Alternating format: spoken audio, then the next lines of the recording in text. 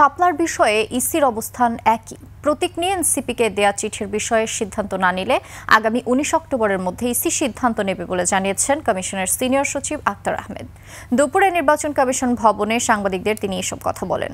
এক প্রশ্নের জবাবে আক্তার আহমেদ বলেন, ইসি মনে করে শাপলাকে প্রতীকে অন্তর্ভুক্ত করার প্রয়োজন নেই। ইসি সচিব বলেন, রাজনৈতিক দলগুলোর নিবন্ধনের বিষয়টি চূড়ান্ত করা হবে। গণভোট নিয়ে সরকারের পক্ষ থেকে এখনো কোনো সিদ্ধান্ত আসেনি বলেও জানান ইসি সচিব।